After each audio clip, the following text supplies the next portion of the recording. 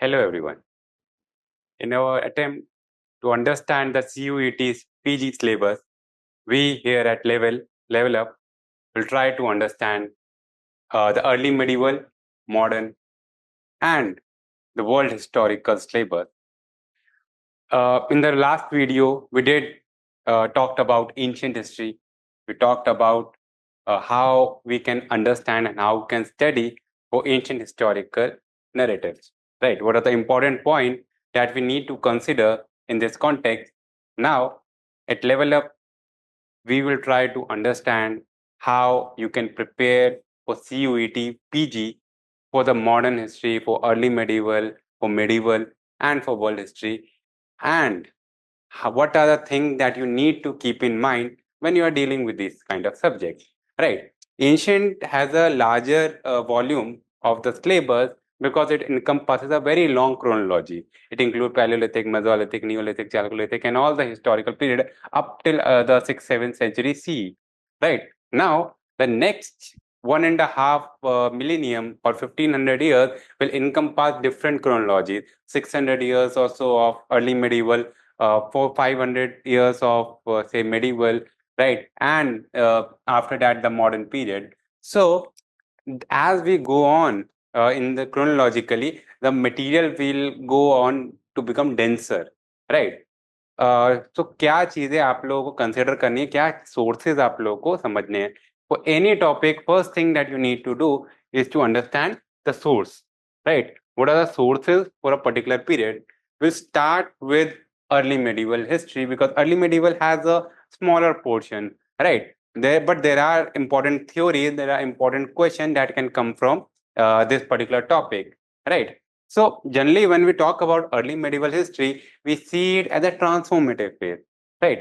Transformation between ancient and medieval. Early medieval is the transformation period, the period where we find a lot of debates, a lot of theories, right? A lot of contestations. What was the nature of early medieval period? What was the political changes that happened? What were the economic changes that happened? So all of this can be considered in this context, right? So first thing, when you are dealing with any period in early medieval specifically, I will say it focus a lot on the theories because there is a separate topic of Rajputization, there is a separate topic on feudalism debate, right? And in those kind of questions, the scholarly views, the views of the scholars is very important, right? What are the major scholars in, say, Indian feudalism debate? What are the major scholars in the emergence of Rajputs, right? Or what basically the nature of the southern Indian administration, right? These things will require some semblance of understanding of the need of scholars, right? Not scholars, if not scholars, theories.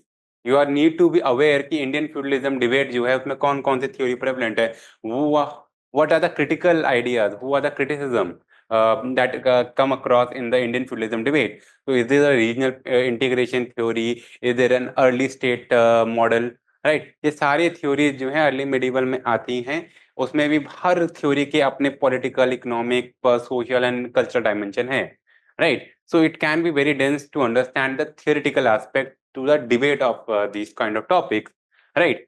First thing that you need to take into consideration is are the major political changes that happened, particularly in the northern India, right? So what was happening in northern India in terms of polity, right? The polity, we will say tripartite struggle, we will say the clash over the region of Kannauj, right? We will see a political a sense of political fragmentation, or some people say it's a period of feudalization of rulers, right? Very small kingdoms started emerging, right? uh, so you have to take into cognizance who are the rulers that are emerging from this period.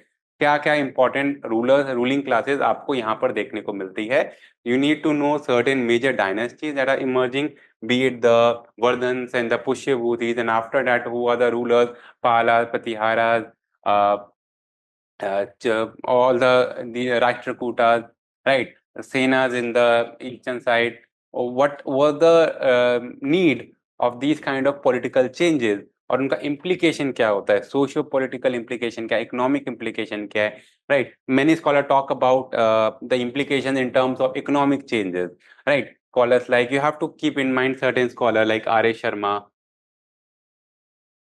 right, who wrote this very popular book called Feudalism, Indian Feudalism, which was inspired, where basically they tried to cater to this idea of feudalism in India based on the model of European feudalism in the 6th, 7th century. And what were the contestations of these kind of theories, it is very important for us to note, right? अब basically क्या होता है, exam point of view से what is important are the administrative concepts, ठीक है। आपको terminologies आ सकती हैं, what are the kind of terms that are denoted in this period. First thing that you need to study are the sources, ठीक है। Now during this period, in the early medieval period, we see a proliferation of grants, land grants. So land grant charters are important. How, what are the different inscriptional evidences we find in during this period? What are the different kind of coinages that you find in this period? What are the different textual sources that you find in this period? ठीक है। तो sources first of all we need to keep in mind, इस time पे inscription भी important हो जाते हैं। बहुत सारे प्रोमिनेंट इंस्क्रिप्शन आपको देखने को मिलेंगे, राइट। वेरी स्पेसिफिकली आपको बहुत प्रोमिनेंट जो जैसे मिलेंगे Aihole inscription, right, Pulakeshin two का inscription, so what a Vadodara copper plate inscription, right? So inscriptions tells us a lot about the regnal years. They tell us a lot about the major happenings that are happening during the period with the political discourse. कौन जीत रहा है? Basically, what are the kind of information that is furnished in this from these sources are the political victories. क्योंकि generally अपनी political victories के बारे में या तो बात करेंगे, right? जैसे इलाहाबाद प्रयाग प्रशिता गुप्ता का, where he talking about all his major military victories. Early medieval में ये प्रोसेस जो है और ज्यादा बढ़ता जाता है, where rulers are trying to exaggeratedly claims victory over other rulers, ठीक है। तो मिलिट्री विक्ट्रीज के लिए इंपॉर्टेंट है, plus it is important for land grants. तो किस तरह के लैंड ग्रांट्स मिल रहे हैं, what are the brahmadeya land, what are the agrahar land, what are the kind of land grant charters का, क्या आपको किस तरह का लैंड ग्रांट चार्टर का नेचर मिलता है, कॉपर प्लेट इंस्क्रिप्शन मिलते हैं, right. What are the different land forms that emerge during this period. ये सारी चीजें जो हैं आपको सोर्सेस के थ्रू पता चलती हैं। तो what are the kind of inscriptional evidence that you find from this period is very important. Textual sources भी इंपॉर्टेंट है, कौन कौन से टेक्स्ट लिखे जा रहे हैं, because after fourth century was also a time period of major revivalism of Sanskrit, right? तो संस्कृत के टेक्स्ट जो है प्रोमिनेंट हैं इस टाइम पे। तो 6th 7th century के बाद what kind of literature is being written and what are the changes are being brought in terms of writing of particular literature, ठीक है। तो महाभारत के, रामायण के बहुत सारे रीजनल वर्जन जो हैं during this period, early medieval period, are being written, Paumachariyu और Kamba Ramayan, right? So sources, firstly, textual and inscriptional sources are of major prominence, right? Second thing is administrative terms that you need to take into consideration कि कौन सी dynasties में जो है, जो भी आपको officials मिल रहे हैं, उनके क्या आपको पर्टिकुलर टर्मिनोलॉजीज मिल रही हैं, what are the kind of names that you find in these coins, in these kind of sources, right. So administrative terms, particularly south India में जब आप जाएंगे ना, तब ये कुछ टर्म बहुत इंपॉर्टेंट हो जाएंगे। ब्रह्मदेव बहुत इंपॉर्टेंट हो जाएगा, या फिर आप बोलेंगे कि all these kind of nadus and valanadus and mandal, all kind of division will be very important, ठीक है। Third thing that we can consider are the socio economic changes that we find in this period. It not just means a change in the socio economic structure, ठीक है। क्या economy change हो रही है, coinage system क्या है, right, किस तरह के कॉइन्स इशू किए जा रहे हैं, what is the volume of trade that is happening in this period, ठीक है। This is also the period आप देखते हैं कि 3rd 4th century के बाद when Roman empire is declining and Indo Roman trade is disrupted, what are the alternative forces, alternative places where trade is taking place, right? तो economic changes में आपको maritime trade prominent है या फिर land land trade prominent है, what are the kind of goods and services that are being traded through these places, that is important, तो first sources, second administrative terms,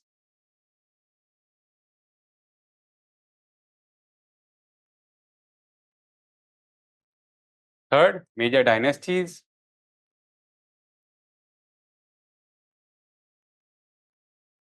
when we are talking about dynasties, we are basically seeing an emergence of new kingship group, new kind of statehood, right?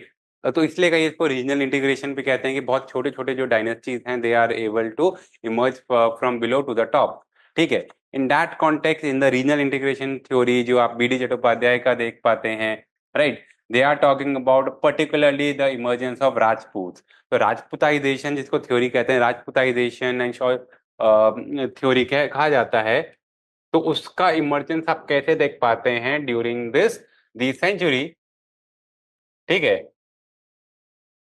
rise of Rajput, who are the major Rajput clans that are emerging, how are Rajput different from the Kshatriyas, the traditional Kshatriya that were associated in the ancient period, और आपको कुछ particular myths जो है, origin myths of Suryavanshis, of Chandravanshis, and Agnikul theory, the very important theory to examine and explain the origin and rise of Rajputs in India, ठीक है। तो राजपुताइजेशन को explain करने के लिए there are certain theories again prevalent Rajputization, Agnikula theory, they are important. कौन कौन से क्लैंस जो हैं प्रोमिनेंट थे, कैसे इमर्जेंस हो रहा है, किस पीरियड में इनका इमर्जेंस हो रहा है, what does Rajput mean, Rajputra, how are they different from traditional Kshatriya, ठीक है, how they are able to assert themselves politically.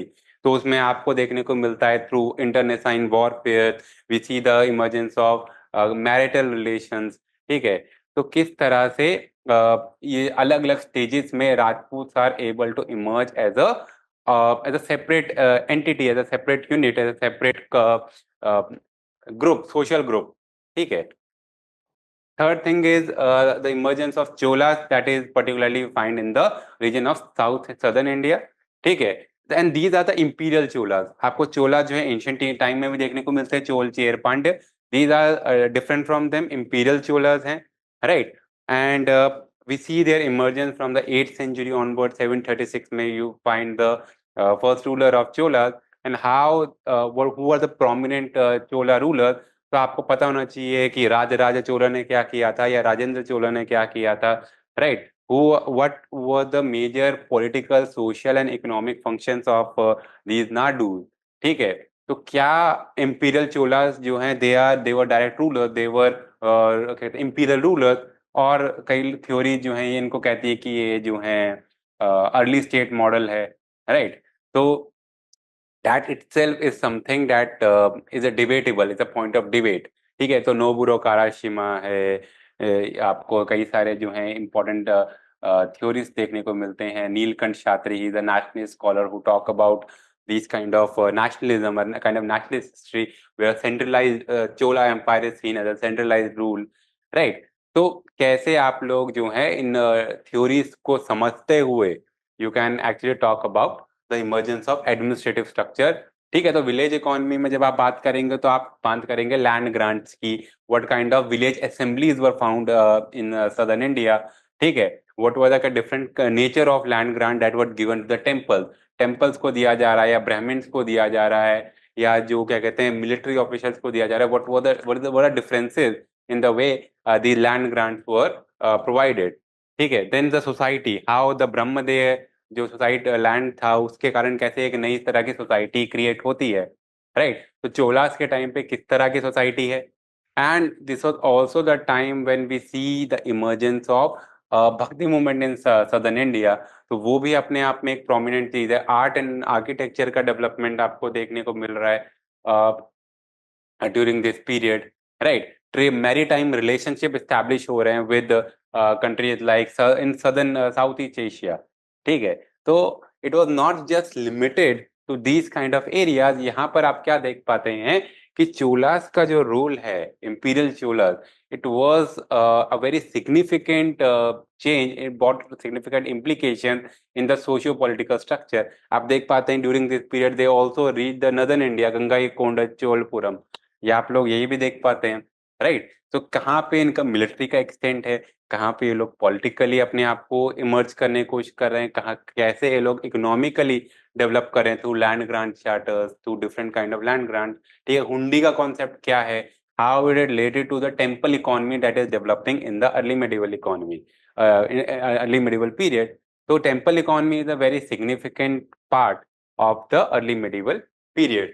Right. Indian feudalism debate I've already talked about कि Indian feudalism debate is a very very important topic. ठीक है, because a large part of it is a debate. It's a very long debate. आप देखते हैं R S Sharma wrote Indian feudalism in 1963। फिर उनका जो है क्रिटिसिज्म होता है Harvansh Mukhia. Harbans Mukhia actually criticises them criticise R S Sharma. ठीक है, अब वो उनका रिबटल लिखते हैं। Then there are other scholar who get entangled with it. B.N.S. Yadav आते हैं, D.N. झा आते हैं, और सतीश चंद्रा आते हैं। All the kind of scholars that are associated in this context, right? क्या थ्योरीज हैं, क्या अलग अलग उनके जो है आर्ग्यूमेंट है। B.P. साहू आते हैं। Many scholars are critical about B.D. Chattopadhyay आते हैं। ठीक है, तो आप लोगों को ये समझना है कि मेजर स्कॉलर क्या थे, उनका आर्ग्यूमेंट क्या था, on what basis were they arguing, क्या वो फीचर्स थे इंडियन इकोनॉमी के at that point of time which actually encapsulated those notions कि अच्छा ये जो है डिबेट कहते हैं ये फ्यूडलिज्म का पीरियड था या फ्यूडलिज्म का पीरियड नहीं था। Right, so every scholar have their set of argument and their set of evidences to show on the basis of which they were writing these kind of works। ठीक है, तो Indian feudalism debate is a very significant and very vast debate. आपको कुछ major scholar के नाम जैसे मैंने बोला उनको याद रखना है। राइट, ऑन उनका क्रिटिसिज्म कि उनका ऑल्टरनेटिव मॉडल्स क्या हैं, अर्ली स्टेट मॉडल है या रीजनल इंटीग्रेशन मॉडल है। राइट, या क्या कहते हैं तोकुगावा फ्यूडलिज्म के उस पे बेस्ड है, what you call centralised feudalism जो नोबुरो काराशिमा कहते हैं। Right, so all these ideas and models are important for our understanding। Right, agrarian economy and urban settlement, one of the major theories of Indian feudalism is also the idea of de-urbanization। कि ये जो time period है कि इसमें urban spaces का decline हो रहा है, जो मेजर अर्बन सेंटर्स थे एंशिएंट पीरियड में वो इस टाइम पे अपनी जो इम्पोर्टेंस है वो खो रहे हैं। But again there are new set of market, new set of development that are happening। Temple architect आपने इकोनॉमी बहुत मेजरली देखी, many new centres are developing which have very strong temple market, या फिर आपको मार्केट सेंट्रिक इकोनॉमी देखने को मिल रही है विद द इमर्जेंस ऑफ पुर एंड गंज। राइट, तो किस तरह का जो है मार्केट डेवलप हो रहा है, कि क्या नेचर है अर्बन सेटलमेंट का, एग्रेरियन उस कॉन्टेक्स्ट में आपको क्या डेवलपमेंट देखने को मिल रहा है, what are the different kind of segregation of land, land किस तरह से बांटा जा रहा है, लैंड किस तरह से डिस्ट्रीब्यूट हो रहा है, who are the owners of land, कैसे new land is coming under cultivation as the land is been given to the Brahmins. ठीक है, तो लैंड का क्या इंपॉर्टेंस है, उससे एग्रेरियन रिलेशन किस तरह से इम्पैक्ट होते हैं, प्लस वेरी सिग्निफिकेंट टेक्नोलॉजी। ठीक है, आपको क्वेश्चन पूछा गया था लास्ट टाइम भी कि रिगार्डिंग एग्रेरियन टेक्नोलॉजी, तो आपसे कोई पूछ सकते हैं अग्रहट्टा क्या होता है। ठीक है, आप लोगों से basically Persian wheel. Right, Persian wheel is a later change, but what are the kind of water lifting devices that you find in agrarian culture। ठीक है, तो टेक्नोलॉजी में किस तरह के चेंज आ रहे हैं, ठीक है, क्या क्या आपको इम्प्लीमेंट देखने को मिलते हैं, what is the nature of land, ये सारी चीजें जो हैं आपको अर्ली मेडिवल टाइम में देखने को मिलेगा। And eventually it led to the idea of trade and commerce. Trade and commerce में तीन चार चीजें as I already told you. पहली चीज, which are the regions in which the trade has been continued, क्योंकि one of the major argument in this in the context of feudalism debate was also regarding the disruption of trade। ठीक है, और जब disruption of trade की हम लोग बात कर रहे हैं तो उसका एक आइडिया ये था कि trade was getting disrupted because economy was dwindling.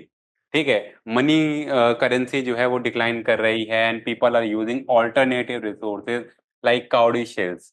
ठीक है, काउडी शेल्स जो हैं they are being used as a medium of exchange, there are alternative medium of exchanges that are being made, that are being created in this context।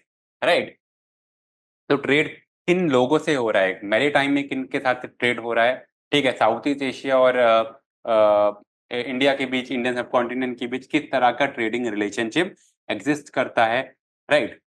Plus land route में आप लोगों को किस तरह का trade देखने को मिलता है। तो other different scholars have worked on different region to analyse the regional variation that we find in the Indian economy. ठीक है, उसी के बेसिस पे एक पूरा आइडिया आता है, the idea of regional history, क्योंकि अर्ली मेडिवल से ही आपको रीजनल हिस्ट्रीज का जो है बहुत प्रोमिनेंस देखने को मिलता है। When we talk about history, we have this habit of talking in terms of larger structure. हम लोग डेवलपमेंट या विकास उसको तब मानते हैं when we are thinking of larger empire, कि अच्छा मौर्यन एम्पायर था तो पीरियड ऑफ डेवलपमेंट था, पीरियड ऑफ अपलिफ्टमेंट था। When the empire started disintegrating and becomes smaller state, we see as an evidence of decline. तो यही एक बहुत मेजर जो एस्पेक्ट है, क्रिटिसिज्म है इस तरह की थ्योरीज का, कि how do we perceive the history of particular region. तो उड़ीसा का रीजन है, साउथ का में जो है आपको नाडू वाला डेवलपमेंट है, they actually talk about self sufficient, self developed region. ठीक है, तो regional histories have their own variation. Supra regions कैसे इमर्ज करते हैं, how regional histories have their own dynamics. ठीक है, it doesn't need to represent the decline of a larger structure which will lead to regional state formation. Regions can emerge on their own and can sustain on their own, right? तो regions को आप लोग जो है regional histories should not be seen with contempt। तो ये एक बहुत मेजर एस्पेक्ट था जो कि आपको अर्ली मेडिवल से नजर आता था। अर्ली मेडिवल में एक बहुत प्रोमिनेंट चीज नजर आती थी, but by and large a very strong notion of this notion idea कि urban centres are not at that much capacity as we see in earlier time. इसलिए जब आपको दिल्ली सल्तनत का इमर्जेंस दिखता है, many people scholars call it the third urbanisation after the first urbanisation of Harappa, second urbanisation of the Mahajanpat period. We see then the emergence of the third urbanization in the Sultanate period, right? But by and large, this particular topics have a lot of administrative terms, a lot of agrarian terms, a lot of economic terms. ठीक है, तो आपको terminology से अपने आप को वाकिफ रखना है, what are the major term, plus आपको सोर्सेज से अपने आप को वाकिफ रखना है। There are lot of regional text that are being written. 10th century में आपको भागवत पुराण का राइटिंग देखने को मिलती है in the region of Orissa. ठीक है, that is a very major aspect. Cultural history किस तरह से आपको देखने को मिलती है, what are the cultural changes that are emerging. 712 C में when you see the emergence of Mohammad bin Qasim. ठीक है, तो मोहम्मद बिन कासिम को समझने के लिए आपको बहुत मेजर जो आपको बुक मिलती है वो चचनामा है, राइट। तो Chachnama is also a major source for us to understand this period. So सवाल ये उठता है कि how do we understand this period in terms of the many dynamic that is happening. Outside influences बहुत सारे आ रहे हैं। When we talk about early medieval history, we also talk about the emergence of the Persianate rulers, the Sultanate rulers. ठीक है, be it Mohammad bin Qasim, be it Mohammad Ghaznavi, be it Mohammad Ghori, right. We also see Ghori. So when we see the emergence of these rulers, we also see the emergence of Rajputs, right? So what are the kind of conflict that are happening? What was the result of this conflict? What was the reason why these Turkish rulers or Persian rulers were able to dictate or win over Indian rulers? ठीक है, उस वो सारे जो हैं theorizations are important from a political point of view, right? So this actually leads us to understand, to go to the next phase, which is the medieval history. ठीक है, तो एंशियंट और अर्ली और एंशियंट और modern medieval के बीच में एक तरीके से ब्रिज बनाने का काम करता है अर्ली मेडिवल, राइट। तो you need to understand it in a comprehensive manner, in a manner that allows you to study as a part of one particular long chronology। इसलिए कई जगहों पे आपको जब एंशियंट हिस्ट्री पढ़ाई जाती है तो एंशियंट हिस्ट्री का जो पूरा डायनामिक्स है वो 12th सेंचुरी तक जाता है, because you can not actually understand this medieval history or ancient history without encompassing this particular phase which we call early medieval। ठीक है, so now we will move on to understand the next phase of our history, which is the medieval history, right? So early medieval is important for you. Now we'll move on to medieval history। Medieval history basically से बहुत ज्यादा, अगर आप question paper देखेंगे तो not many questions come from medieval history as is anticipated with such a large syllabus, right? और जो आते हैं, you don't need to just focus upon the Delhi Sultanate and Mughal period. Generally scholars जब भी हम बात करते हैं medieval की, the first assumption that people have is that it is dealing with Delhi Sultanate and then it's dealing with Mughals, and then Mughals का decline हुआ तो Britishers आ गए. It's a very simplistic understanding of a history. So a lot of focus is also given to the regional history, ठीक है, to the history which is not exactly dealing with the sultanate. तो आपको विजयनगर से question आते हैं, last year आपको विजयनगर से, ककातिया dynasty से क्वेश्चन आया है, right?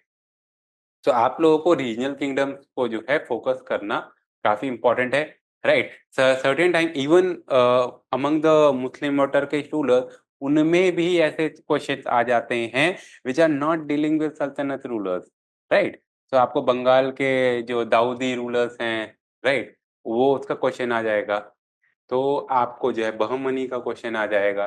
You have to be very aware of certain things कि हिस्ट्री में सिर्फ दिल्ली सल्तनत और मुगल पे फोकस नहीं करना है। You have to be very sure कि किस तरह से आप लोगों को इस पर्टिकुलर टॉपिक को पढ़ना है। नाउ वन ट्रिकी थिंग जो मेडिवल हिस्ट्री में या ऐसे बहुत एंशिएंट में भी किया है, बट मेडिवल में इट्स मोर ट्रिकी कि they have given you N administrative terms, लेकिन दे डिडंट स्पेसिफाई कि ये कौन से पीरियड से डील करते हैं।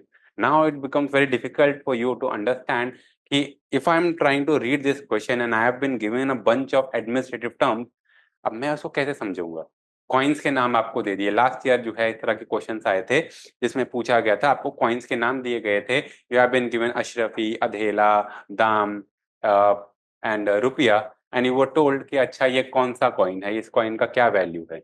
Now if you don't know that this particular question deals with Mughal period, it will be difficult for you to also analyze the questions and answers. कई बार जो है किसी भी चीज का आंसर जो है वो इस पे भी डिपेंड करता है कि which dynasty और which period does this question demands. तो क्वेश्चन का डिमांड क्या है, क्या क्वेश्चन डिमांड कर रहा है आपसे समझने की, that you need to apply, right? तो कई बार आपको एडमिनिस्ट्रेटिव टर्म दे दिए जाएंगे but you will not be given the context in which this questions are being asked. तो ये बहुत इंपॉर्टेंट आपको चीज रखनी है। फर्स्ट थिंग, अगेन मेडिवल में सोर्सेज बहुत इंपॉर्टेंट है, and second thing, contextualization and demand for question of the question is very important in this context, right? So we'll try to understand कि medieval history में आप लोगों को क्या क्या चीजें मेजरली करने की जरूरत है, ठीक है, जिससे कि आप लोग के लिए प्रिपरेशन आसान हो सके। Now when we are dealing with medieval history of India, the time period is 1206 to 1707 CE, right? 1206 period जो CE का जो टाइम पीरियड है, that is the emergence of Delhi Sultanate, and 1707 is the time period of the death of Aurangzeb, which is supposed to be seen as a decline of Mughal period, और उसके बाद जो है it paved the way for the emergence of the britisher. तो इसके बीच में जो है आपको ये सारे डेवलपमेंट मेजरली देखने को मिलेंगे। तो it starts with the establishment of Delhi सल्तनत। नाउ दिल्ली सल्तनत का जो आपको टाइम पीरियड देखने को मिलता है, इमर्जन देखने को मिलता है, first thing that you need to do is to note down all the sources. अब प्रॉब्लम क्या है कि many people are not very familiar with the Persianate term, with the Arabic term, with the Turkish term. तो बहुत सारे ऐसे terms होंगे that you may find unfamiliar. Many people find medieval unfamiliar because they are not familiar with the terminology, ठीक है। तो sources जो है इसमें बहुत इंपॉर्टेंट है, because the whole Tawariq tradition of writing historical information, to be able to write biographies, right? ये आपको बहुत prominently medieval period पे देखने को मिलेगा, ठीक है। यहाँ पर से आप देख पाते हैं कि almost all the significant rulers had their biographies or had the certain accounts of them written by the court poets। तो पहली चीज यहाँ पर सोर्सेज जो है अलग तरीके से मेंशन किए जाएंगे। आपको जो है जब आप सोर्स कर रहे हैं मेडिवल पीरियड में, you need to know the not just the name of the source but also the name of the author the year of publication, ठीक है, and the what is the content of basically that particular source, right? Anything can be asked from the four. Generally when you math question asks regarding math the following, ठीक है, आपसे पूछ लिया जाएगा, अच्छा तारीख फिरोशाही किसने लिखी थी, राइट? या आपसे पूछ लिया जाएगा अमीर खुसरो ने इनमें से कौन सी बुक लिखी थी या अमीर खुसरो ने इनमें से कौन सी बुक नहीं लिखी थी। There are multiple books ascribe to one particular author, right? So आप लोगों को ये एक चीज फेमिलराइज होनी चाहिए कि कौन से टेक्स्ट लिखे जा रहे हैं। और medieval time में important thing is you not only have sources of medieval history, you also have genres of within these sources। तो आप लोगों को देखिए कुछ लिटरेचर जो हैं दे आर कोर्ट अकाउंट्स, ठीक है, जो कोर्टली लिटरेचर लिखा जा रहा है, जैसे आप आईने अकबरी बोलेंगे तो आप बोलेंगे that is the courtly literature, ठीक है। There are text which are directed literature, जो कि आपको जो है रिलीजियस लिटरेचर देखने को मिलेगा, सूफी लिटरेचर देखने को मिलेगा, right? You will find also the emergence of bhakti literature, bhakti period का भी यही पीरियड है, मेडिवल टाइम वाला पीरियड है, right? So different genres of literatures coexisted during this particular time, ठीक है।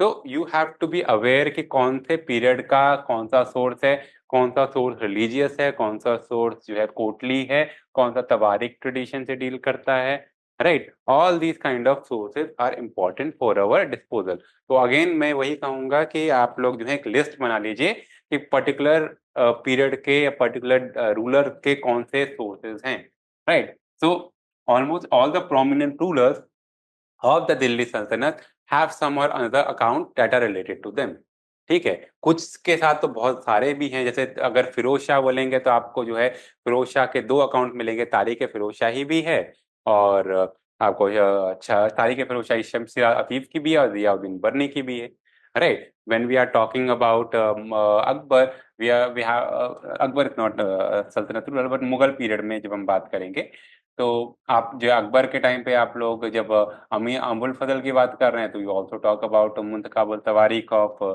बदाऊनी, ठीक है। दिल्ली सल्तनत में भी आपको प्रोमिनेंट चीजें देखने को मिलती हैं कि there are significant text written about significant ruler, ठीक है। तो जियाउद्दीन बनी अगर लिख रहे हैं तारीख फिरोज शाही तो उनका पीरियड तो बलबन से शुरू हो रहा है, where he was he started his life, right? So Balban पे बहुत आपको लिटरेचर मिलेगा, या फिर आपको बहुत ज़्यादा लिटरेचर मिलेगा मोहम्मद बिन तुगलक, फिरोज शाह तुगलक पर, राइट? तो there are certain rulers who have particular writing ascribed to them। Plus कुछ आपको सूफी लिटरेचर जिसमें मिलेगा, उसमें भी आपको मिलेगा कि पर्टिकुलर जो सिलसिलास हैं उन पर ज्यादा सोर्सेज एस्क्राइब्ड है। चिश्तीस पर आपको पर्टिकुलरली ज्यादा लिटरेचर मिलेगा या सूरावर्दीस पर ज्यादा लिटरेचर मिलेगा, right? So you have to identify these sources and based on which your work will be become easier, right?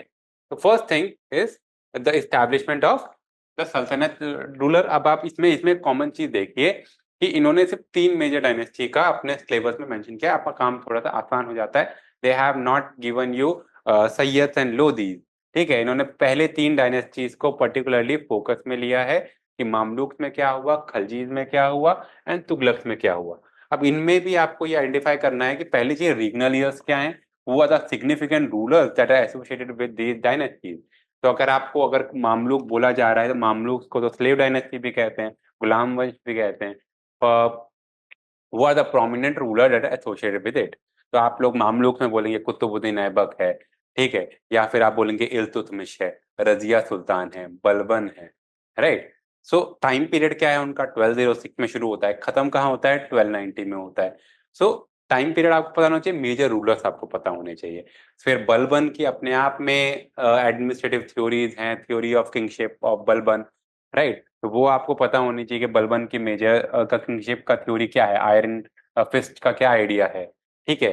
Administration की बात करेंगे तो आप लोगों को बात की जा सकती है तुर्कान चहलगानी क्या है, right? What are the 40 sirs, right? So क्या एडमिनिस्ट्रेशन था इनिशियली, लोगों ने क्या चेंजेस लेकर आए, what was the role of the clergy, what was the role of the ulemas, what was the role of the traditional elite classes of this period. इन लोगों ने किस तरीके से उनको रूल करने के में हेल्प किया, राइट? सो मामलुक्स में आपको ये देखने को मिलेगा। देन जब आप लोग खलजीज में जाएंगे तो आपको जलालुद्दीन खिलजी या अलाउद्दीन खिलजी मिलेंगे। पर्टिकुलरली अलाउद्दीन खिलजी इंपॉर्टेंट है मार्केट रिफॉर्म्स के लिए, राइट, मिलिट्री रिफॉर्म्स के लिए, मिलिट्री कॉन्क्वेस्ट के लिए।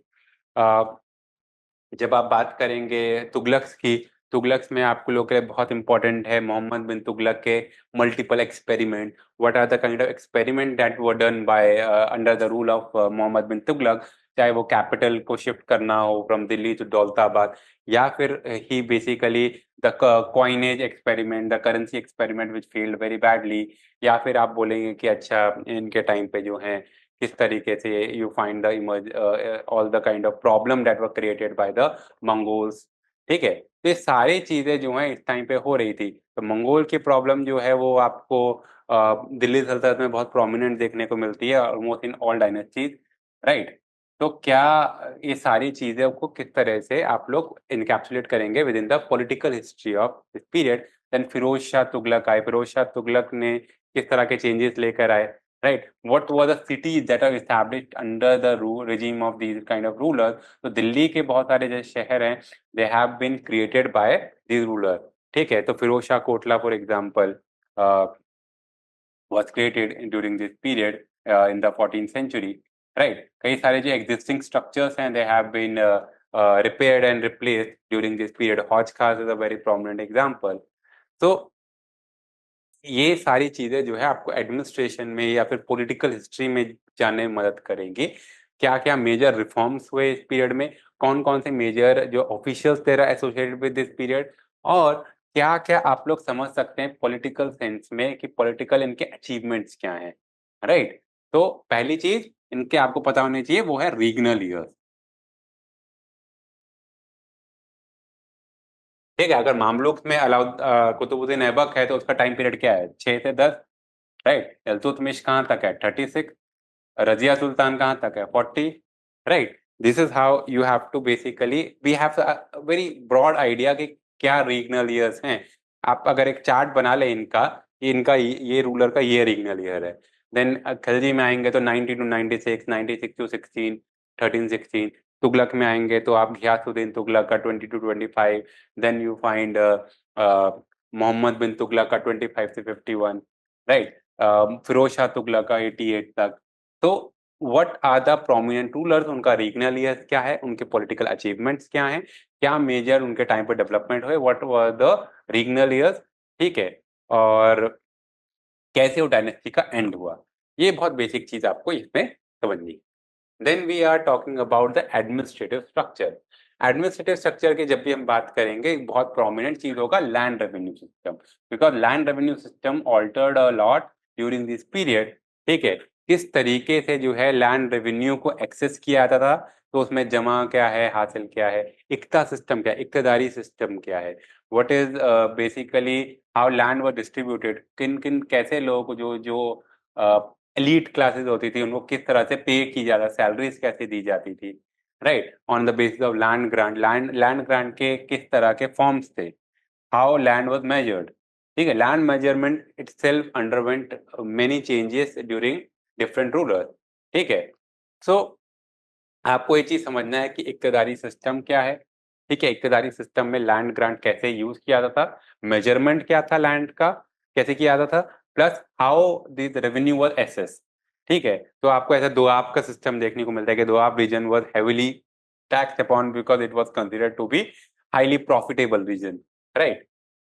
मिलिट्री रिफॉर्म्स क्या थे, क्या क्या जो है आर्मी में बदलाव लेके आया गया, ये सिमन डिग्बी का जो है पूरा आपको थ्योरी मिलता है कि how the iron stirrup was a very major development for the victory of the सल्तनत।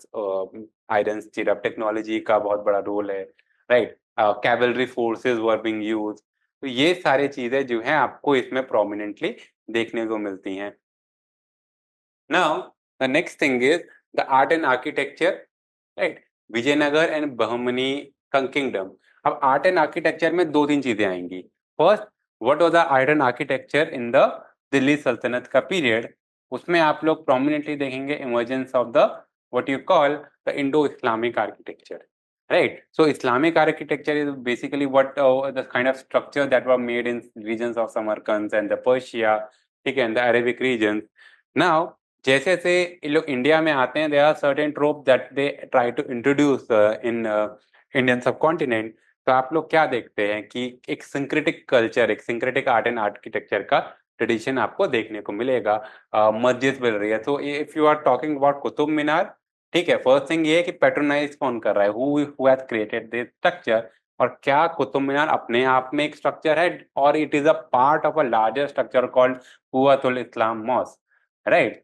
सो इसमें भी ये भी क्वेश्चन है कि कुतुब मीनार किसके नाम पे बनवाया गया है, right. these kind of questions are not going to come in the exam, but these art and architecture also include the question of patronage, किस रूलर ने बनाया, कब बनाया, ठीक है, कहाँ बनाया। these are the major things that you need to take into consideration, right। तो ये एक बेसिक चीज आप लोग अगेन, एक जब आप चार्ट बनाएंगे, लिस्ट बनाएंगे, तो one thing is important, structures के नाम पता होने चाहिए कि ये स्ट्रक्चर है, इस टाइम पे बना और इस रूलर ने बनाया, राइट। तो 2.5 दिन का झोपड़ा किसने बनाया है, या फिर कुतुब मीनार में who are the rulers who actually contributed to the making of Qutub Minar, right.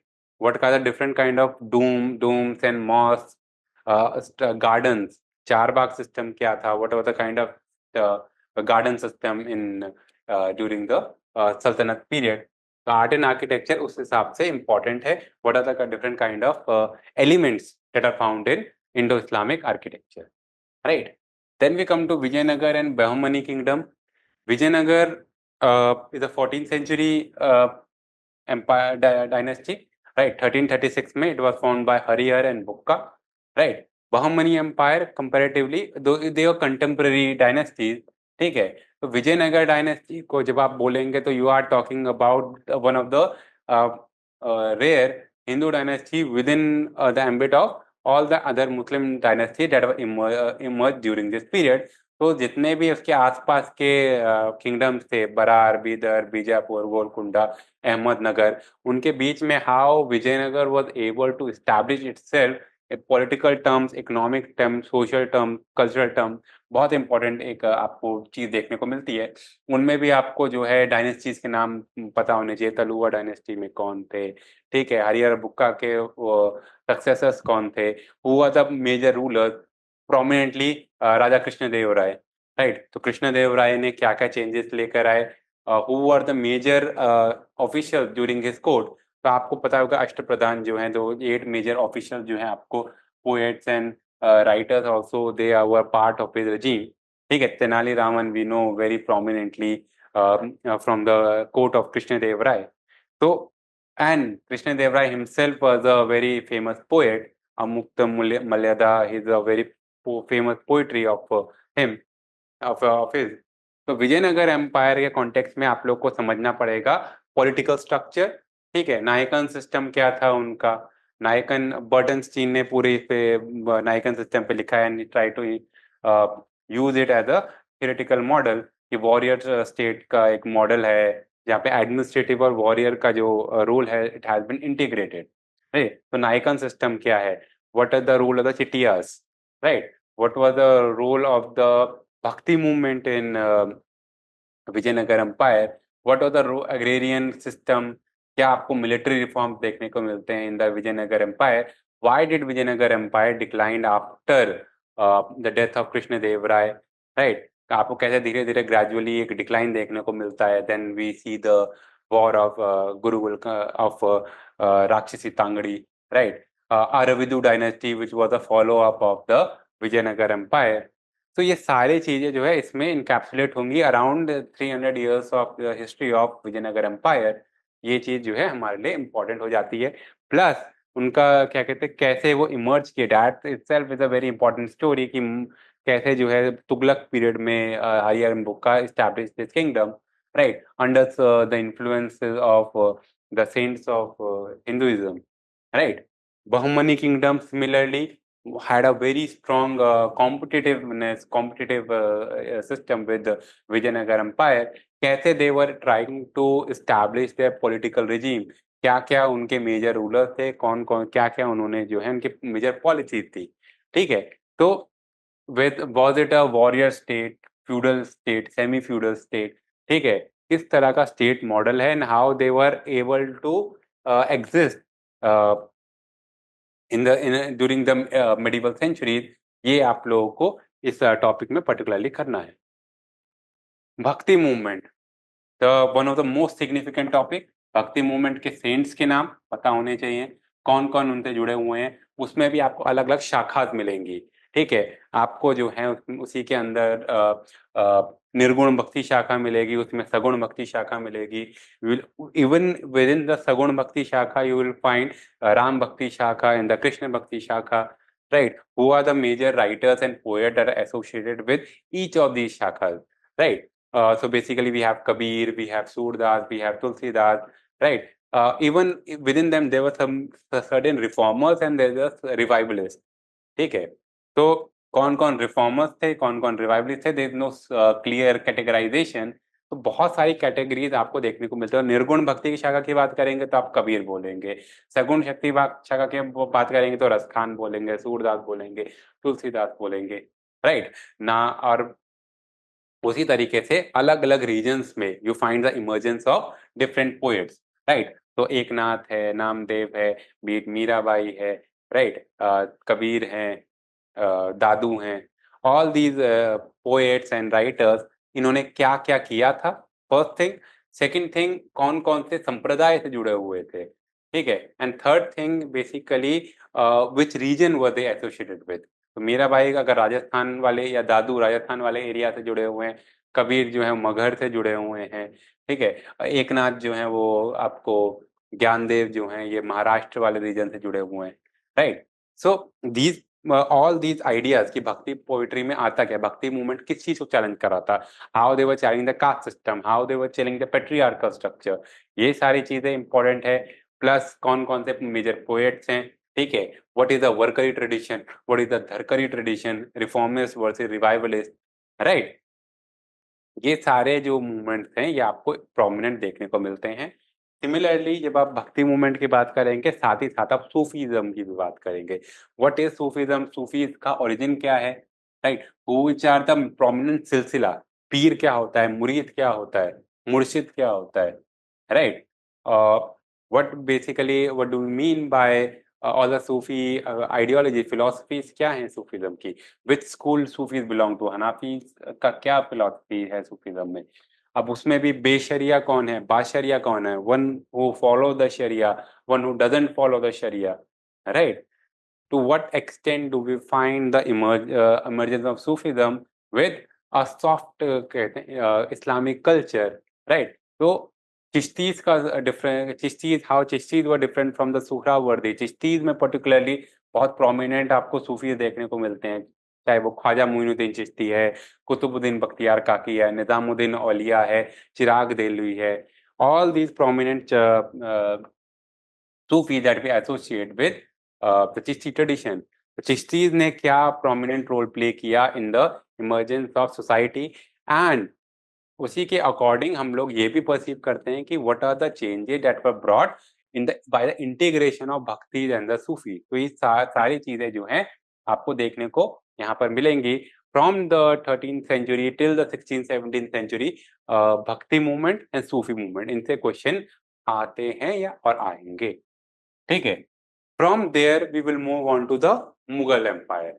Mughals कौन थे, हु आर द मुगल्स, उनका एंसेस्ट्री क्या है, राइट, फरगाना से आए हैं। Now how did they able to win over this region, ठीक है। What was the technology that was being used. जैसे हम लोग साइमन डिग्वी का बोलते हैं ना कि साइमन डिग्वी ने थियोराइज किया कि why the Rajput can not win over the Delhi sultanate ruler, the rulers who eventually became the sultanate of the sultans of the Delhi, ठीक है। मुगल के कॉन्टेक्स्ट में again there is set of theories कि why Mughals were able to capture the throne. उसमें भी वही theories आती है, उसमें भी वही आइडियाज आते हैं, इंटरनल एक स्टेट का, इंटरनल एक कन्फ्लिक्ट का ऑफ द राजपूत, डिसइंटीग्रेशन का, बेटर टेक्नोलॉजी का, गन पाउडर एम्पायर जिसे हम कहते हैं उसको, ये सारी चीजें जो हैं ओरिजिन में आती हैं, ठीक है। द फॉर्मेटिव ईयर्स हम देखते हैं मुगल्स का, चाहे वो बाबर है, चाहे वो हुमायूं के पहले 9 साल हैं जिसके बाद Sher Shah Suri capture the throne, right, and he was thrown away for like 15 years. तो कैसे जो है आपको ये इमर्जन देखने को मिलता है। देन वी मुगल्स के अकबर के टाइम पे क्या हुआ, जहांगीर के टाइम पे क्या हुआ, औरंगजेब के टाइम पे क्या हुआ, शाहजहां के टाइम पे क्या हुआ। ये बहुत ब्रॉड में नहीं, basic focus on again on administrative contact. तो आपको मनसबदारी सिस्टम पता होना चाहिए, आपको जागीरदारी सिस्टम पता होना चाहिए, आपको कॉइनेज सिस्टम पता होना चाहिए, आपको लैंड सिस्टम पता होना चाहिए। All these kind of systematic ideas needs to be informed, well informed. ठीक है, तो एडमिनिस्ट्रेटिव स्ट्रक्चर क्या था, अगेन सोर्सेज क्या है, तो आपको हर उसके सोर्सेज मिलेंगे, बाबरनामा मिलेगा, हुमायूं नामा मिलेगा, अकबरनामा मिलेगा, आईने अकबरी उसके अंदर आता है, मुंतखाब उल तवारीख मिलता है, आपको जहांगीर नामा मिलता है, तुजुक जहांगीरी, आपको पातशाह नामा मिलता है, आपको आलमगीर नामा मिलता है। All these major sources that tells us about the history of this particular period. ये सारी चीजें जो है आपको कंसिडर करनी है। तो पॉलिटिकली क्या हुआ, सोशली क्या हो रहा है, क्या इन्होंने चेंजेस लेकर आए, एंड लिटरेरी डेवलपमेंट्स क्या हो रहे हैं, राइट। तो कैसे आपको इस टाइम के लिटरेरी डेवलपमेंट देखने को मिल रहे हैं, उसमें एक बहुत प्रोमिनेंट चीज है ट्रांसलेशन प्रोजेक्ट ऑफ अकबर। ठीक है, उसमें आप देखेंगे कि रज़्मनामा वो द ट्रांसलेशन ऑफ महाभारत। ठीक है, तो उनके टाइम पे किस तरह से जो बहुत इनका जो कारखाना था, that was became the point of translation. ठीक है, कैसे जो है बहुत मेजर जो पर्शियन टेक्स्ट थे उनको ट्रांसलेट किया जा रहा है into other languages, right.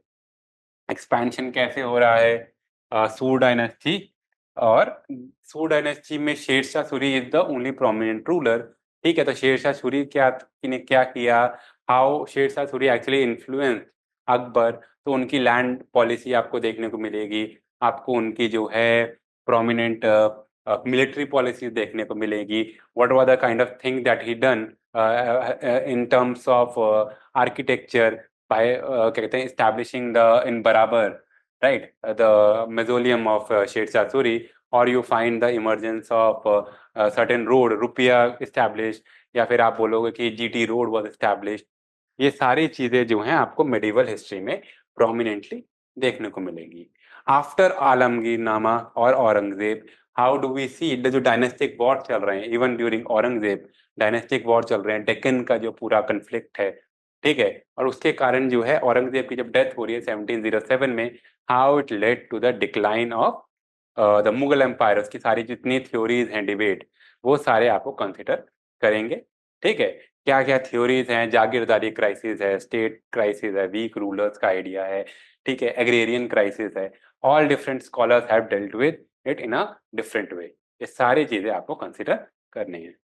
Now we'll be dealing with modern history syllabus, and what are the major pointers that we need to take into consideration when we are dealing with modern history. The thing with modern history is that it deals with a very small time period, but it is very densely subjected. A lot of dense topics, themes, laws, acts, policies, right, that are involved in this process.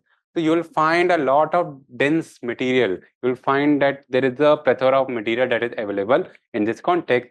What you need to focus upon is particularly the theory, the basically the laws, acts, and bills, right? You have be very clear about the chronology, right? कौन सा bill कब introduce हुआ है, हुआ the viceroy in under which certain regulations were passed, हुआ the viceroy इन कब बने थे वायसराय।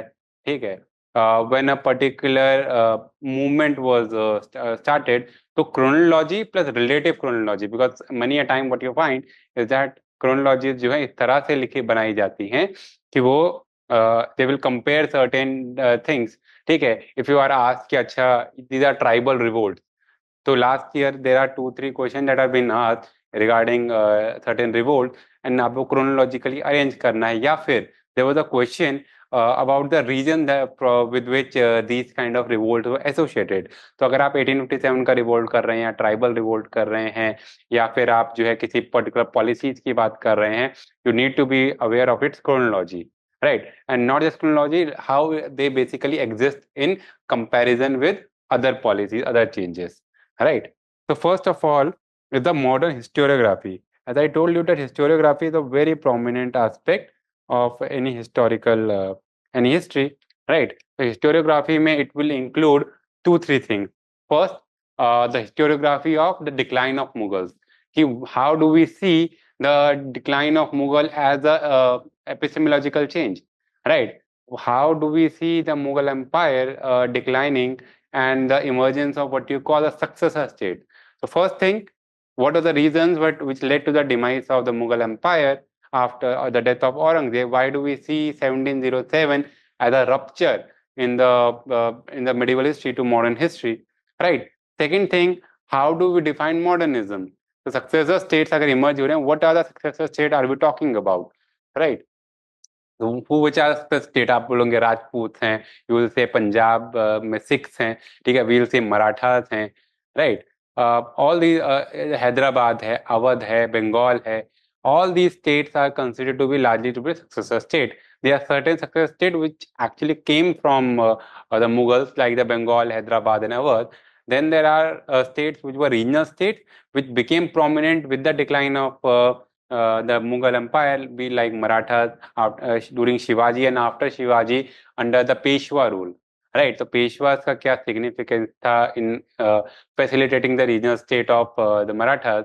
सिक्स का जो अलग अलग आपको कॉन्फ्लिक्ट देखने को मिलता है, राजा रंजीत सिंह का emergence you find, right, all these kind of modern historiographical questions. So the question is asked why the successor state were not able to claim the throne as in the context of the modern state formation, right? All the 18th century changes that we find in this context, the modern historiography में the emergence of colonialism, Britishers का emergence, why did the British came, what was the different kind of provisions, God, glory and gold, these are three considered motives of the British rule in India, right?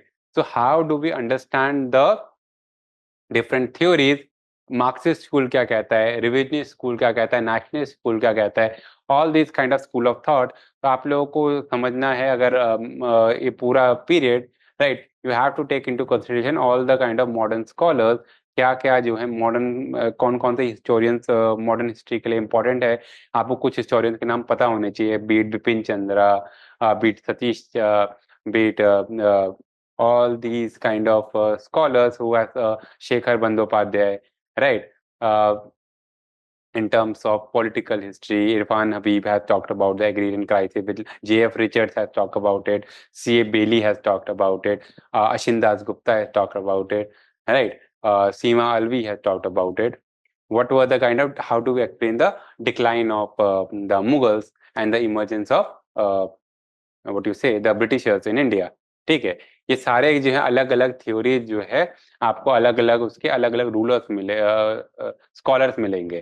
ठीक है, economic history में आपको कहते हैं Morris मिलेंगे, right. Then cultural history में आपको ताप्ती गुहा ठाकुरदा मिलेंगी.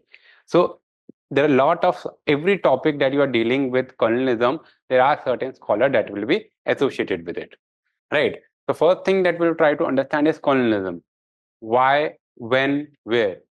colonization कब हुआ, कैसे हुआ, कब ब्रिटिशर्स आए इंडिया में, प्लासी का वेट battle, what are the major wars that you find in this context, right, कौन कौन से मेजर चेंजेस आते हैं, कैसे आप लोग जो हैं बीट जहांगीर फरमान, right, in the early 18th century, Plassey का वॉर, बक्सर का वॉर, दीवानी rights, right, and then all the kind of acts that followed it, regulating act, Picked India Act, 1793 charter, 1813 charter, 1833 charter, right, all these charter act that are followed.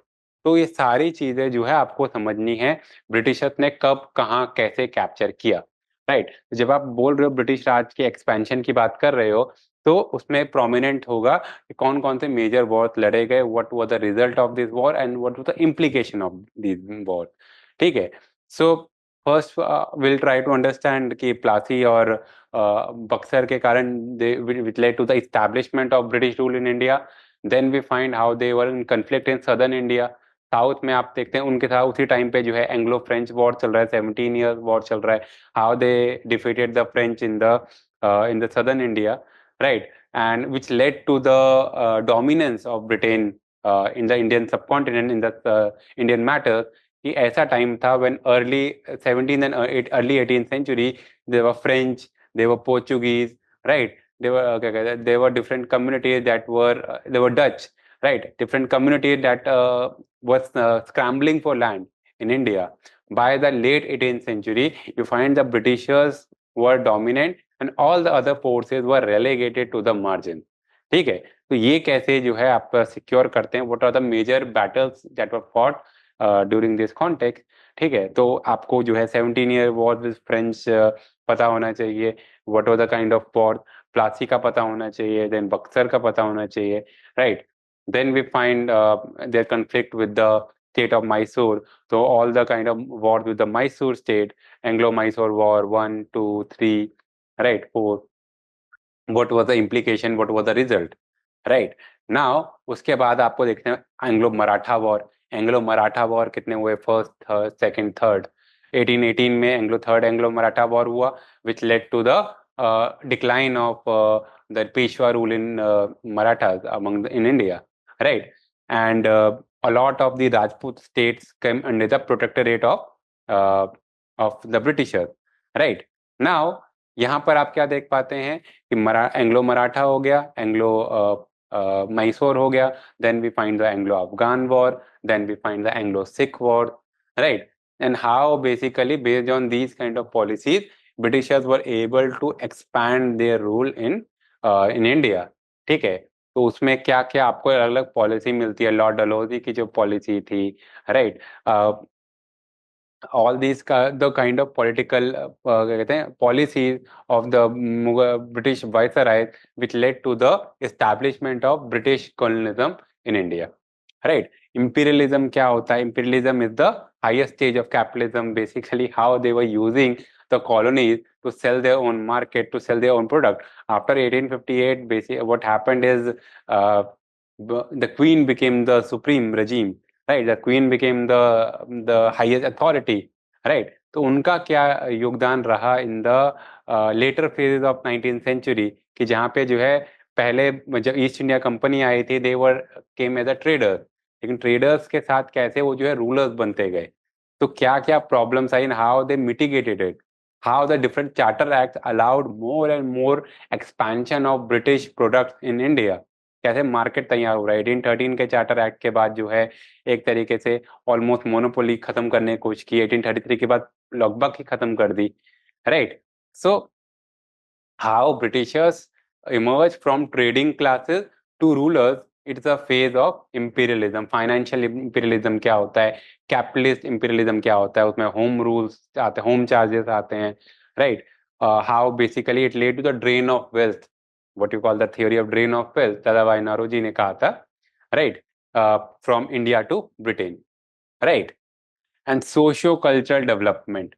Socio-cultural development में we will try to understand कि how during this period with the decline of Mughal rule, how Britishers tried to change and alter the way the society. तो इसमें आएगा British ideologies, British education, all the kind of system that is prevalent in this period. ठीक है, तो आप क्या देख पाते हैं कि how they introduced new kind of cultural formation, new kind of state formation. Initially, Britishers were not ready to investigate or invest in education, or they were not ready to invest in social reforms, right? Because they didn't wanted to make unruly kind of ruling.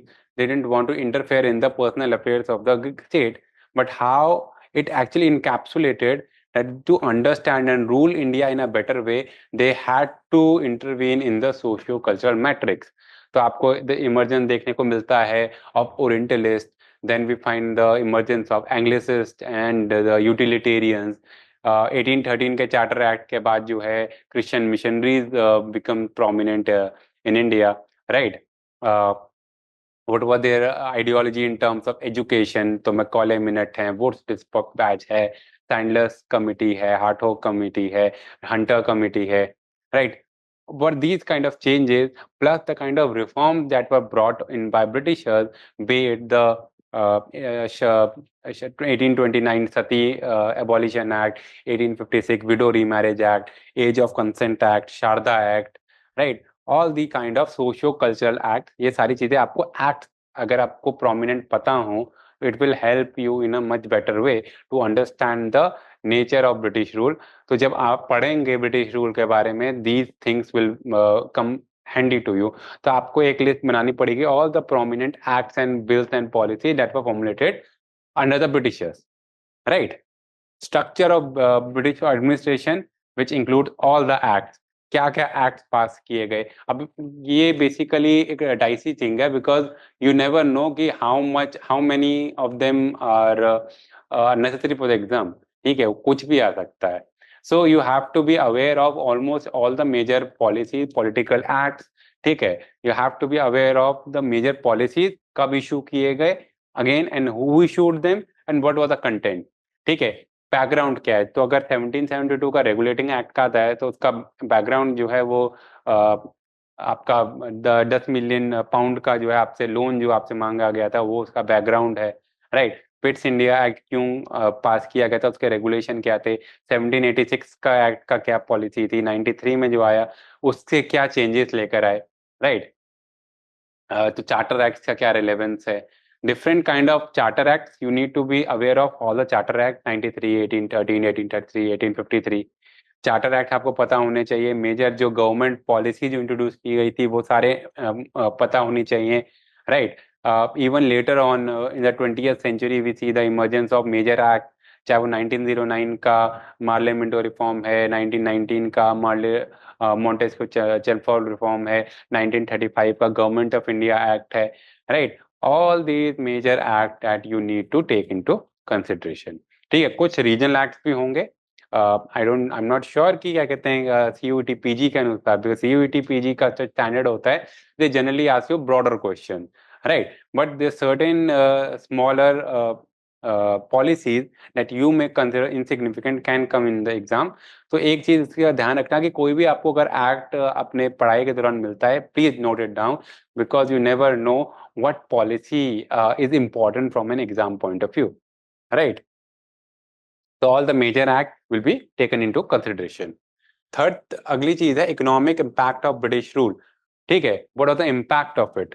तो जब भी आप act की बात करेंगे, settlement system की बात करेंगे, ठीक है, तो उसमें आप लोग बात करेंगे सेटल एग्रेरियन सिस्टम की, permanent settlement system, ryotwari system, Mahalwari system, and the encroachment of land that happened in this context. जो ट्राइबल एरियाज हैं उनमें किस तरह के जो एक्ट लगाए गए थे, उनके लैंड को किस तरह से एक्वायर किया गया था, what was the implication, right, what are the implication of all these policies. तो इकोनॉमिक जो है एग्रेरियन के कॉन्टेक्स्ट में आप बोलेंगे कि परमानेंट सेटलमेंट कहाँ लगाया गया था, यू नीड टू नो कि permanent settlement Bengal.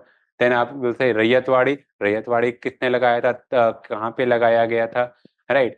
So Thomas Munro, utilitarian scholars, basically southern India, very prominent in this context. Mahalwari जो है वो किस रीजन में लगाया गया था, तो will see all the eastern India and the Uttar Pradesh वाला इलाका जो है वहाँ पे आपको महलवाड़ी देखने को मिलता है, forested areas, right.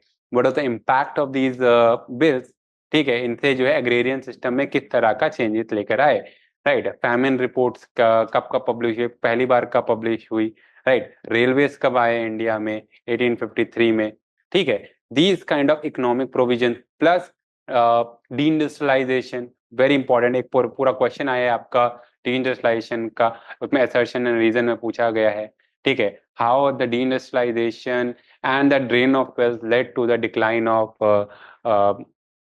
ruin of economic structure of India, ठीक है, इस तरह से क्वेश्चन पूछा जा चुका है।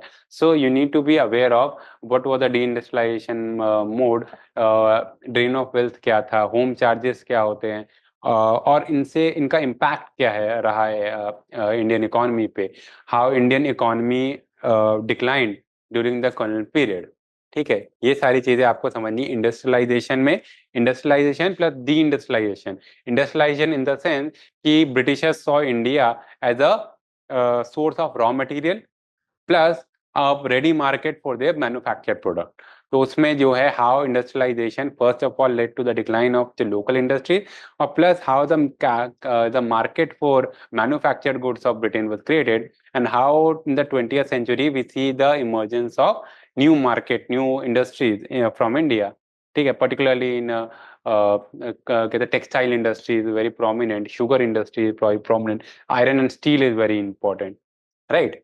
तो इंडस्ट्रियलाइजेशन का क्या पॉलिसीज थे, किस पीरियड में इंट्रोड्यूस किया गया आपको मेजर जो इंडस्ट्रियल पॉलिसीज हैं, what was the role of the zamindar, the traders, कौन थे, कहाँ से आ रहे हैं, right, what was the role of the industrialist in India in the Indian national movement, right. Now third thing is socio religious reform movement. This is a very important topic जिससे question आता ही आता है. ठीक है, राजा राम मोहन रॉय, ईश्वर चंद्र विद्यासागर, दयानंद सरस्वती, स्वामी Vivekananda, right. Among the female reformers Pandita Ramabai, Rajasundari Devi, right.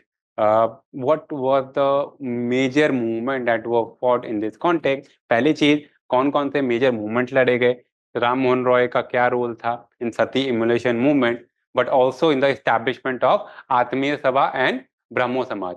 तो पहली चीज आपको पता होनी चाहिए कि कौन से मेजर सोशल रिफॉर्मर्स थे, उन्होंने कौन सी संस्था का स्थापना की, which was the organization that was established by them, right? प्रार्थना सभा, सत्य शोधक समाज, right, Arya Samaj, all the kind of societies किसने फॉर्म की, कब फॉर्म हुई, ये भी अपने आप में एक चार्ट बन सकता है, राइट. और उनका पर्पस क्या था. ठीक है, स्वामी दयानंद सरस्वती की जब आप बात करेंगे तो will talk about the Arya Samaj movement in the second half of the 19th century. And Jyotiba Phule की जब हम बात करेंगे तो विल टॉक अबाउट द गुलामगिरी, जो उन्होंने बहुत प्रोमिनेंट बुक लिखी थी, and the how women education and the assertion of lower caste in India, उनके लिए उनमें क्या योगदान है. तो ज्योतिबा फुले, सावित्री बाई फुले, इनका women's education and lower caste upliftment में बहुत बड़ा रोल रहा है. सो प्रोमिनेंट आपको स्कॉलर्स के नाम पता होने चाहिए, प्रोमिनेंट उनके मूवमेंट्स के नाम पता होने चाहिए, और उनका ईयर पता होना चाहिए. तो 1829 में अगर सती इमुलेशन हो रहा है, 1856 में आपको विडो रीमैरिज एक्ट देखने को मिल रहा है, 1890s में जो है आपको एज ऑफ कंसेंट बिल देखने को मिल रहा है, या शारदा एक्ट जो है 1929 में देखने को मिल रहा है. They are certain thing that you need to take into consideration कि कब कब कौन कौन से रिफॉर्म्स हो रहे हैं, कब कब कौन कौन से प्रोमिनेंट जो है संस्थाओं के एस्टेब्लिशमेंट हो रहा है, and who are the people associated with this kind of movements, right. Now the next part of it is the early 20th century or late 19th century when we see the emergence of national movements in India, right. National movement के emergence में आप लोग देखेंगे 1857 का revolt तो है ही, but also 1857 का revolt से पहले कौन कौन से रिवोल्ट हुए, सन्यासी रिवोल्ट, फकीर रिवोल्ट, ठीक है, और all the kind of tribal revolt. तो ट्राइबल रिवोल्ट में आपको बहुत ध्यान देखने की जरूरत है, because they are specific tribal movement. आपसे चिंचू पूछ लेंगे, आपसे संथाल पूछ लेंगे, आपसे कोल पूछ लेंगे, राइट. आपको फकीर सन्यासी पूछ लेंगे, राइट. व्हाट वर द पागलपंथी पूछ लेंगे. तो कौन कौन से मेजर जो हैं tribal, non tribal, pre 1857 revolt हैं, एक उनका आप लोग लिस्ट बना लीजिए. ठीक है, what was the significance of this protest and what was the nature of these struggles. ठीक है, पर्पस क्या था और कैसे ये लोग डिफीट हुए, because most of this movement were failed in their attempt. Mundas बहुत इंपॉर्टेंट है. ठीक है, जितने भी सारे tribal and non tribal revolt है 1857 से पहले के, have a look at them. Then we have 1857, कौन कौन से मेजर सेंटर्स ऑफ रिवोल्ट थे, who are the major figures that are associated with it, and why were they fighting. उसमें भी बहुत सारे कंफ्लिक्ट आपको देखने को मिलते हैं, उसमें भी बहुत ज़्यादा जो है डिबेट है, right, regarding the dispose rulers का स्ट्रगल है, एग्रेरियन क्राइसिस वाला स्ट्रगल है, वर्किंग क्लास का है, ट्राइबल पॉपुलेशन का है. All of them fighting their own own Wars, right. तो इंडियन रेवोल्यूशन किस तरह से आया 1857 के बाद, what kind of nationalism was emerging in India, ठीक है, with the formation of certain associations. तो आपको देखने को मिलता है कि इन the second half of 19th century many prominent social groups started creating their own organization to claim certain elements, certain values from the British government, right? Certain amenities. So Madras Association, Bombay Association, Indian Association, which all were precursor to the formation of Indian National Congress in India. ठीक है, तो Indian National Congress कब बना, 1885 में, right. को किसने बनाया, W Hume ने. Who was the major leaders associated with the Indian National Congress. तो मॉडरेट्स कौन थे, एक्सट्रीमिस्ट कौन थे, what was the conflict between these movement. ठीक है, why there was a split between the Congress in 1907, उसके context में आप लोग देखेंगे मास मूवमेंट की जब आप बात करेंगे तो you will also talk about the Bengal movement. ठीक है, 1905 का बंगाल बंगाल जो क्राइसिस सत्याग्रह था। ठीक है, तो कैसे इमर्ज किया, what was the nature of Bengal satyagraha. ठीक है, what was the result of it, what the implication of it, right. और जब आप यहाँ से बात करेंगे, फिर आप बात करेंगे द लल in the Congress period, the Surat split, the establishment of Muslim league, the emergence of the revolutionaries in India. ठीक है, ये सारी चीजें जो हैं आप लोग के जो है अर्ली 20th सेंचुरी में आएगा, before the emergence of Mahatma Gandhi. तो महात्मा गांधी आएंगे 1915 में, राइट, फर्स्ट वर्ल्ड वॉर के कॉन्टेक्स्ट में, राइट। तो गांधीयन मूवमेंट किस तरह से इस्टेब्लिश हुआ, which was his earlier movement. तो आप लोग को उनके गांधी से जुड़े हुए प्रोमिनेंट चीजें पता होनी चाहिए कि अच्छा, अगर देवर बेसिकली खेड़ा में है या अहमदाबाद में है या चंपारण में है। ठीक है, which is the period of Champaran, which is the period of Kheda, which is the period of Ahmedabad, right. The what was the implication of this movement and how it provided a kind of it gained its popularity in India। तो उसके बाद आपको देखने को मिलता है world war के बाद Rowlatt act, Jallianwala Bagh struggle, ठीक है, खिलाफत मूवमेंट। एंड खिलाफत मूवमेंट से ही निकल के आता है द नॉन कॉपरेशन मूवमेंट। तो गांधीयन मूवमेंट में कौन कौन से मेजर लीडर्स इन्वॉल्व हैं। ठीक है, गांधीयन मूवमेंट के कौन कौन से मेजर मूवमेंट्स हैं। पहले आप बोलेंगे तीन मेजर मूवमेंट है, non-cooperation movement, civil disobedience movement, and quit India movement। In these, what are the kind of association that we find?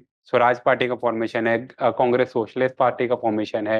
ठीक है, हरिजन का जो पूरा आइडिया है, जो हरिजन सभा है उसका इमर्जेंस है, राइट। कौन कौन से मेजर जो हैं आपको गांधीयन डेवलपमेंट देखने को मिलते हैं, गांधीयन मूवमेंट के रिलेट टू कॉन्सेप्ट देखने को मिलते हैं। ठीक है, क्या इम्प्लीकेशन हुआ and how India got independent. Struggle for freedom में सारी चीजें आएंगी कि कैसे जो है स्ट्रगल करना पड़ा, what are the kind of people who are associated with it. ठीक है, कौन कौन से रिफॉर्म्स हुए, कौन कौन से चेंजेस हुए, and what were the kind of major event that are associated with it. ठीक है, तो आप लोग को पूरा गांधीयन पीरियड से लेके 1947 तक का एक बहुत प्रोमिनेंटली करने की जरूरत है। कौन कौन से मेजर इवेंट्स हुए हैं, कौन कौन से मेजर जो हैं कन्फ्लिक्ट्स हुए हैं, right. why the Britishers were had to क्या कहते हैं लीव इंडिया। तो उसमें आप लोगों को बहुत सारे क्वेश्चन जो है लास्ट ईयर भी आप लोगों को पूछे गए हैं। ठीक है, एक क्वेश्चन आप लोगों से जो है एक पूरा कंपैरेटिव, आपको पूरा एक कंपैरेटिव क्रोनोलॉजी का क्वेश्चन आया था, where you were asked regarding cabinet mission, the Shimla conference, Wavell plan, Rajaji formula, Gandhi Jinnah talk. तो एज आई सेड कि जब भी आप बात करेंगे, पढ़ेंगे ये सारे टॉपिक, आपको फोकस रहना चाहिए मेजर पॉलिसीज पे। कौन कौन से मेजर डिक्लेरेशंस हुए, कौन कौन से मेजर पॉलिसी इंटरवेंशन हुए, कौन कौन से मेजर एक्ट पास हुए, कौन कौन से मेजर बिल्स थे। एडमिनिस्ट्रेटिव फोकस जो है आप लोगों का बहुत प्रोमिनेंट है, because that are the pointers that will be perfect for your exam perspective. कौन कौन से पॉलिसीज एंड फ्रेमवर्क्स हैं, वो सारी चीजें इंपॉर्टेंट है। And then we see the emergence of constitutional development. तो कॉन्स्टिट्यूशन के डेवलपमेंट में you will deal with the constitution that was made by Motilal Nehru, right. Then the all the debate around constitution, कैसे कैसे कॉन्स्टिट्यूशन फॉर्म हुआ India का, 1946 में constituent assembly बनी, how what were the major points of debate, why is the Indian constitution called a mix bag, right. And what were the कहते हैं what is the nature of Indian constitution, किस तरह से what how transfer of power took place. ठीक है, ये सारी चीजें जो है आप लोगों के सिलेबस में मॉडर्न हिस्ट्री में आएंगी। ठीक है, एज आई टोल्ड यू कि it looks very dense and vast, क्योंकि इसमें छोटे में बहुत कुछ जो है एसिमिलेटेड है, बहुत कुछ एक्यूमुलेटेड है, right. So there is a lot of reading that perhaps is required for modern history, but we will help you in a very major way to understand कि क्या क्या major pointers है, what are the things that have more propensity to be to come in exams, right। Finally इसी से आप लोगों को extension दे रखा है वर्ल्ड हिस्ट्री का, यूरोपियन हिस्ट्री का। यूरोपियन हिस्ट्री से ज़्यादा क्वेश्चन आते नहीं हैं, but you need to have a sense of understanding. कई बार जो है रिलेटिव क्रोनोलॉजीज भी काम करती हैं, राइट। यूरोपियन हिस्ट्री में आपको फ्रांस का, इंग्लैंड का, रशियन रेवोल्यूशन, तो फ्रेंच रेवोल्यूशन कब हुआ था, अमेरिकन रेवोल्यूशन कब हुआ था, और रशियन रेवोल्यूशन कब हुआ था, तीनों चीज़ें आपको पता होनी चाहिए। कि आप बोलेंगे कि 1776, 1789 और 1917, ठीक है।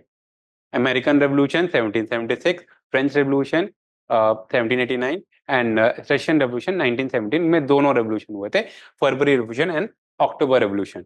तो तीनों रेवोल्यूशन का क्या बैकग्राउंड है, why did it happen, what was the major event, ठीक है, बहुत शॉर्ट में। मेजर इवेंट आपको बहुत पता होने चाहिए, ठीक है। रशियन रेवोल्यूशन में क्या था, अगेन वो द रूलर वो डिपोज, ठीक है। अक्टूबर रेवोल्यूशन क्या था, फरवरी रेवोल्यूशन क्या था, Lenin, Stalin, Trotsky, all the major leaders that are associated with the Russian Revolution, ठीक है। World war one and world war two, again उसमें लेके आपको बहुत इंपॉर्टेंट है reasoning, right? What were the reasons for the world war? What were the event that led to world war? And what are the consequences or implications of world war? ठीक है, तो first world war के context में आप लोग बात करेंगे colonialism की, स्क्रैम्बल फॉर लैंड की, म्यूचुअल जो मिसट्रस्ट था, राइट, उसमें आपको देखने को मिलता है all the kind of treaties that were signed and failed, right? We also see the emergence of nationalism, तो जर्मन यूनिफिकेशन, इटालियन यूनिफिकेशन, और उन सब यूनिफिकेशन के कारण कैसे करके आप देखते हैं स्लाविक नेशनलिज्म का emergence that actually led to the first world war in a major way. Second world war वो how it actually was a result of German sense of injustice, emergence of Hitler and Mussolini, right? The failure of League of Nations, right? All these things and the militarization of Germany on the end of Germany, ठीक है। Second world war के क्या factor थे, क्या implication थे, क्या background था, all these things. तो अगेन इसमें ये इट्स ऑल वेरी फैक्चुअल, ठीक है। You have to focus on the implication, war and causes, ये चीजों पे अगर आप फोकस करेंगे तो you will be able to deal with these questions in a major way. ज्यादातर जो क्वेश्चन है अगर आप एग्जाम का पैटर्न देखें तो इट विल बी मोर और लेस फैक्चुअल, ठीक है। There very few questions that will be asking you to apply your critical mind or basically in sense of understanding of the thematics or ideas. तो historiography वाला जो question होंगे that will deal with your understanding way. बाकी सारे more less आपके जो questions होंगे they will deal with your knowledge to your understanding of the facts, ठीक है। वहाँ पे कहीं ना कहीं फैक्ट्स को जो है वो करेंगे। तो क्रोनोलॉजी बहुत इंपॉर्टेंट है, थीमेटिक्स बहुत ये सब name place association are very important, ठीक है। तो इन चीज़ों पे अगर आप फोकस करेंगे तो your exam will go very well. We will help you in your preparation for exam in a major way and will be very sure or will be very hopeful that you will be able to practice and conclude these exams in a one much better way. Thank you so much for your for giving us so much time, right? And we hope to see you in our next video. Thank you so much.